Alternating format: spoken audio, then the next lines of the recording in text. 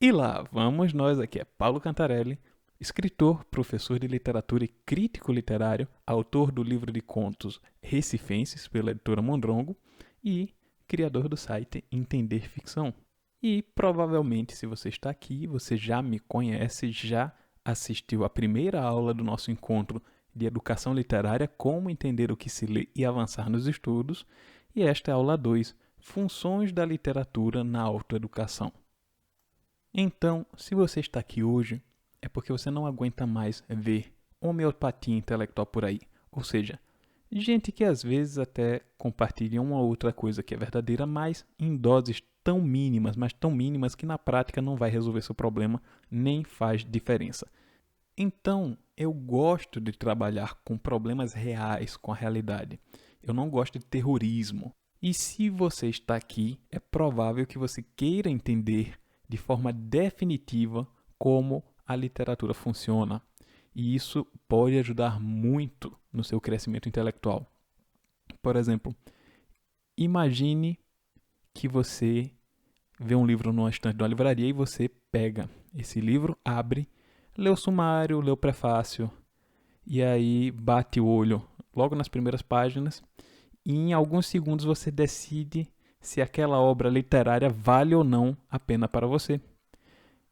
Muita gente acha que isso é impossível, que você precisa ler um livro inteiro de 500, 600 páginas, 1000 páginas para saber se aquilo ali vale a pena ou não. Isso é loucura. Você consegue deduzir logo na primeira página, logo no primeiro parágrafo de um romance, o nível de cuidado artístico de um escritor com a obra. E você consegue até mesmo deduzir a experiência que ele tem, o talento e como ele pensava sobre certos aspectos mais sutis feito a função da literatura. Sim, tudo isso é possível de se analisar, pelo menos nas primeiras páginas de um romance. Não é algo que você precisa de PhD, não é algo que você precisa de uma experiência vasta. É preciso que você tenha iniciação literária. E eu não estou aqui para formar pessoas dependentes de mim. Eu não quero que você repita uma opinião sobre determinado livro. Eu quero que você saiba, que você entenda o que lê por si mesmo. Isso para mim é o mais importante.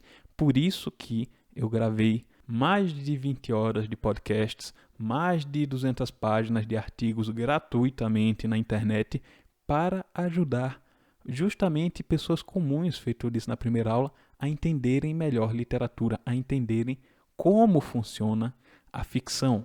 E eu também falei no primeiro encontro de como eu comecei meus estudos em literatura com meu antigo mestre, Raimundo Carreiro, que, novamente, para quem não conhece, foi um discípulo de Ariano Suassuna e um dos fundadores do movimento armorial. E também falei do tempo que eu passei investigando certas questões por minha própria conta. Depois eu também falei das duas principais abordagens pedagógicas da literatura. E agora vamos falar um pouco mais das características dessas abordagens. Primeiro, nós temos a educação imaginativa. Daí entram duas questões bastante importantes. A primeira é a arte como ponto de partida. Ou seja, a arte vai levar a uma discussão intelectual partindo da experiência imaginativa para a investigação do real, investigação da realidade. Ou seja, por exemplo, nós pegamos uma cena de um filme, uma cena de um romance e nós começamos a analisar as ações de uma personagem e fazer certas abstrações para outros campos do conhecimento humano, seja filosofia, sociologia, psicologia, etc. Tá? Então, esse tipo de abordagem é uma discussão intelectual que apenas utiliza a arte como pretexto. Guardem isso. E é realmente uma abordagem mais externa, mais superficial, no sentido de ser apenas a camada mais evidente ou mais óbvia do texto que vai ser utilizada como pretexto para um outro fim, que não a análise artística. Guarde isso que eu estou dizendo. E nós também temos se tomar cuidado, termina sendo a abordagem mais leviana que se pode ter com relação à arte e literatura. Por quê? A educação imaginativa, ou educação do imaginário, formação do imaginário, como queira, embora exista uma diferença que eu vou falar já já entre os dois termos, essa abordagem, por mais útil que seja numa fase inicial do aprendizado, principalmente quando estamos educando crianças, ela pode causar certas deturpações na causalidade final de uma obra de arte, ou seja, a arte ela serve para representar. E quando nós abordamos a arte com um viés moral, digamos assim, nós corremos o risco de nos tornarmos utilitaristas. O fim da arte não é a didática. Nós podemos cair, sim, no didatismo se não tomarmos cuidado, tá? Até porque a arte ela não serve para explicar o mundo, para registrar a realidade. Também não serve a moral, tá? A arte não é homilia. A arte é amoral. E isso não quer dizer que se exclui o aspecto moral da ficção, porque as escolhas morais, elas são elemento constitutivo da arte. O próprio Aristóteles fala isso quando diz que a tragédia é um deslizamento, ou a ação da tragédia é um deslizamento entre vício e virtude. Logo, a moral é um elemento constitutivo da obra de arte, é uma causa material. É a matéria, feito diria Shakespeare, de que se fazem os sonhos. Então, eu não estou propondo aqui um alienamento da moral e da arte, porque a arte engloba a moral, mas sem nunca servir a um fim utilitário. Ou seja, a arte pode ser utilizada, sim, para a educação imaginativa, embora esse não seja seu fim. É um acidente. Acontece que em filosofia você tem essência e tem acidente, não vou entrar nesse mérito agora, mas que se possa educar crianças ou jovens através da literatura é realmente algo acidental e não essencial. Portanto, se você trabalha com crianças, se você tem filhos, por exemplo, você vai querer sim filtrar certos valores que são representados na obra de arte para poder moldar certos modelos na cabeça do seu filho ou da criança que está sendo alfabetizada. Se você já passou dessa fase da infância, da alfabetização, se você já é mais velho e ainda assim você quer se educar literariamente, existem outros modos, existem outros métodos de se inteirar da cultura literária. E o que é que acontece se você escorregar no utilitarismo? Você vai terminar procurando sempre um elemento acidental e não essencial. Então termina se criando uma espécie de vício, tá? E isso vai diminuir sua capacidade de aprender o que está ali na sua frente.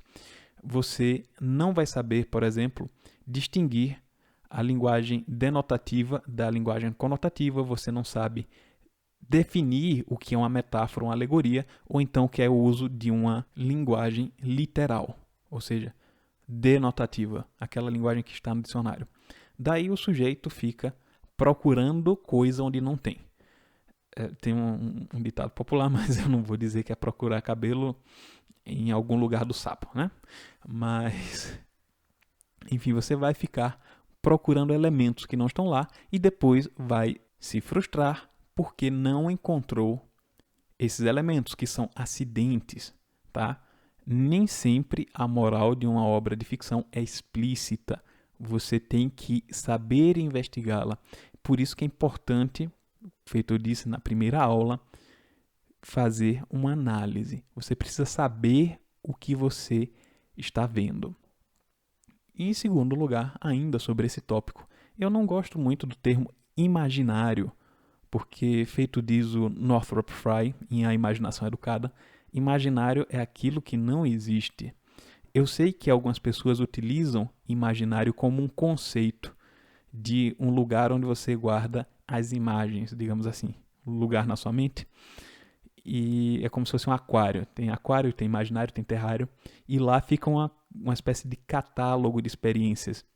Mas o estudante de literatura, vale salientar, por mais que realmente exista esse catálogo de experiências, o estudante de literatura não é um taxonomista. Ele não fica catalogando experiências. E depois eu vou comentar como é que esse fenômeno ocorre. O importante é que se desenvolva a faculdade da imaginação, ou seja, a capacidade imaginativa, e não um mero catálogo, não você ficar colecionando imagens, mas isso também é assunto para depois. É importante que se saiba que o fim da obra de arte é a beleza.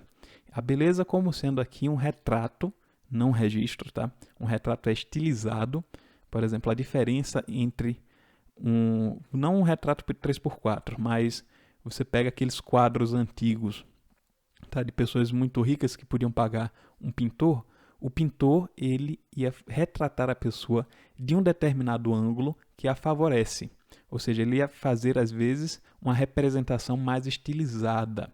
Da mesma maneira que você tem a caricatura, que é uma estilização de características negativas, você tem, às vezes, um retrato mais artístico que exalta um certo ângulo, uma certa faceta da pessoa. Então, a beleza aqui como um retrato estilizado da condição humana, do sofrimento humano. Então, por isso, a investigação estética ela nunca é fútil, tá?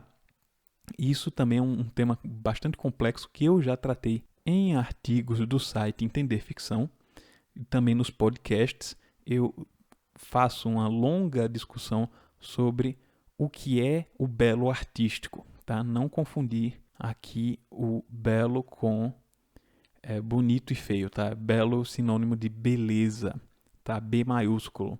E para você entender essas questões, as definições de beleza, seja agora belo com B minúsculo, feio, sublime, grotesco, você precisa de uma certa carga, uma certa bagagem estética, tá?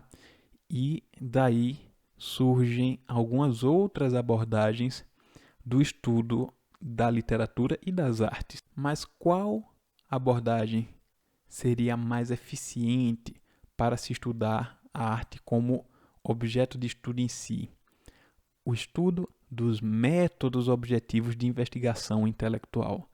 Feito eu disse, a pedagogia metodológica. Você ensina o estudante a, digamos assim, pensar por si mesmo, investigar certas questões por si mesmo. Isso em si é de uma riqueza tamanha que termina propiciando ao estudante de literatura um microcosmos de experiências pedagógicas. Como assim?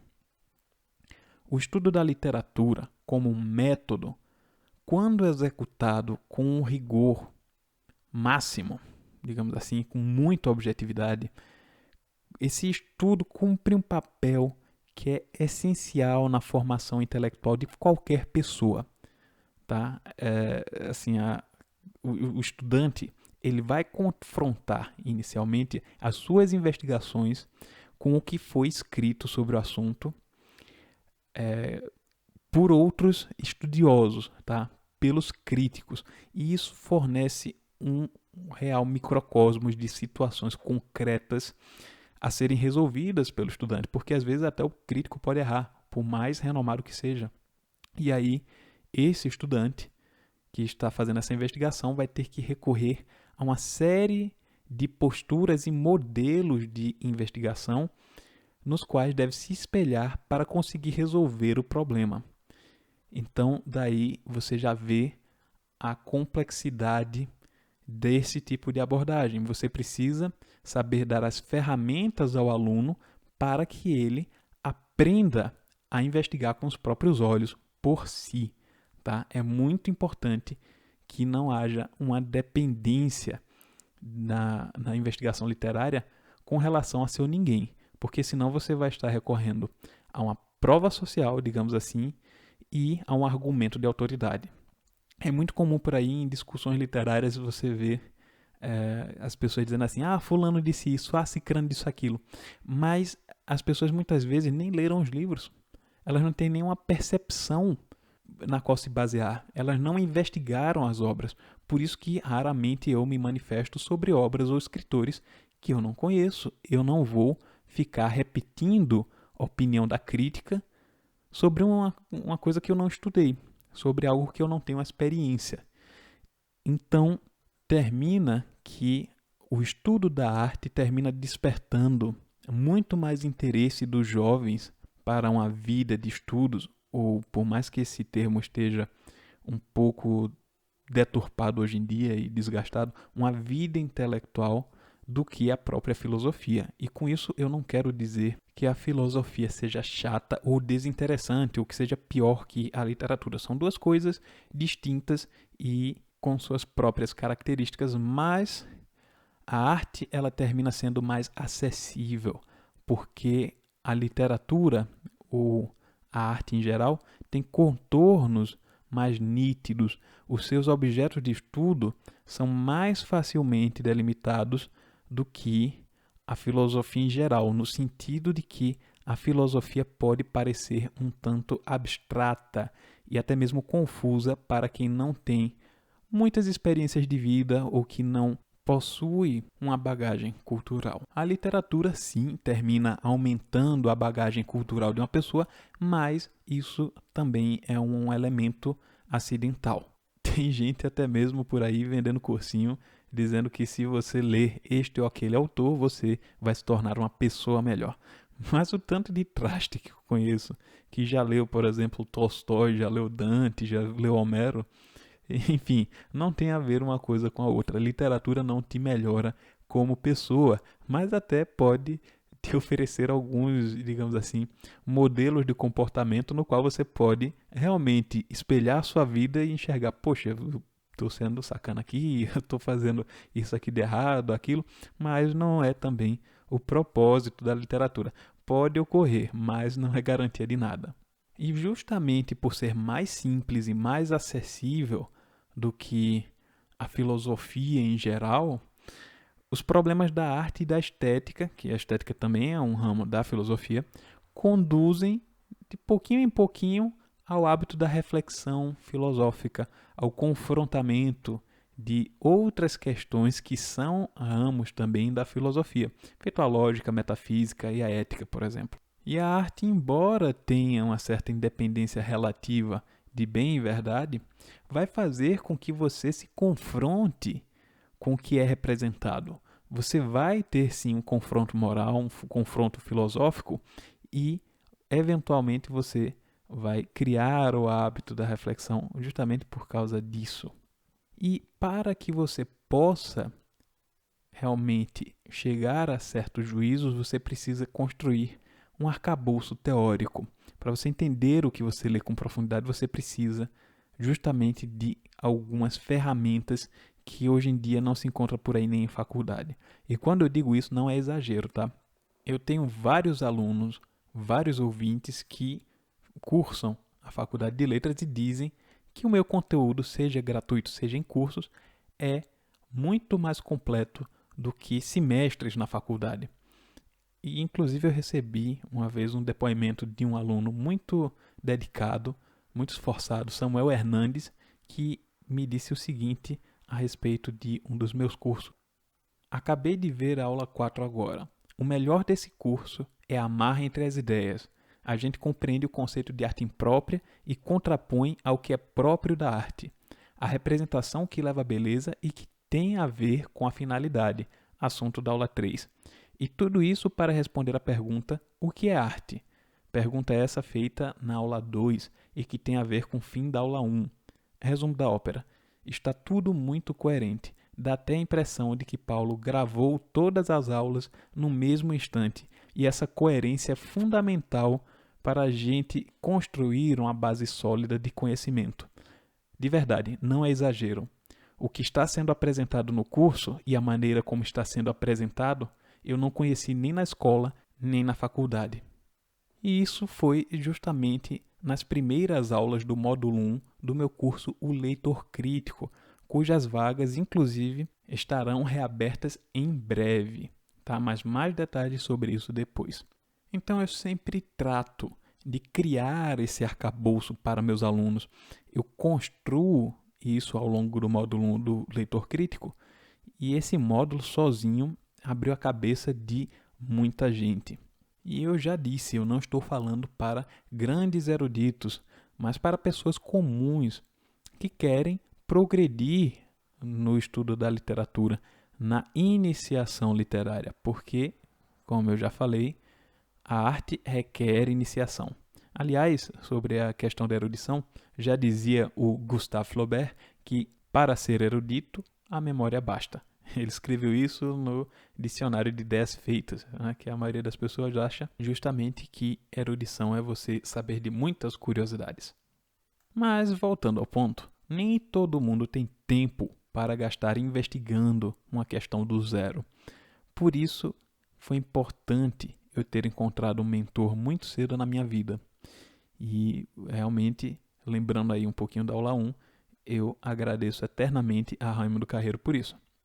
Tem inclusive um amigo meu, poeta, que alguns de vocês conhecem, o Brian Belantieri, que só conseguiu entender certas coisas depois de frequentar o meu curso, mesmo sendo amigo meu, depois de 2 anos de convivência, ele entendeu certos aspectos da literatura simplesmente pela didática do curso. Então demora muito tempo para você dar uma unidade ao conhecimento, você reunir as informações e depois dar um todo coerente. Então, para o Brian, lá se foram alguns anos da vida dele, 7, 8 anos, tentando dar essa coerência, tentando dar essa unidade. E uma vez que as peças do quebra-cabeça se encaixam, fica muito mais fácil entender de uma vez por todas certos aspectos da arte.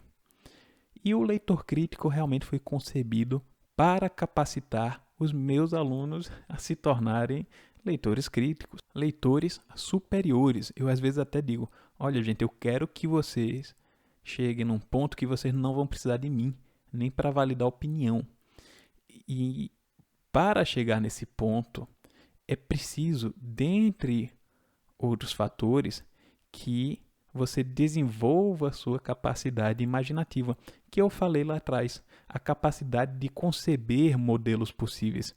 Mas essa capacidade de conceber modelos possíveis, e principalmente que eu trato no leitor crítico, é com relação a posturas diante do texto e outros fatores que também são importantes você desenvolver para conseguir entender literatura de modo definitivo, isso nós vamos tratar na próxima aula.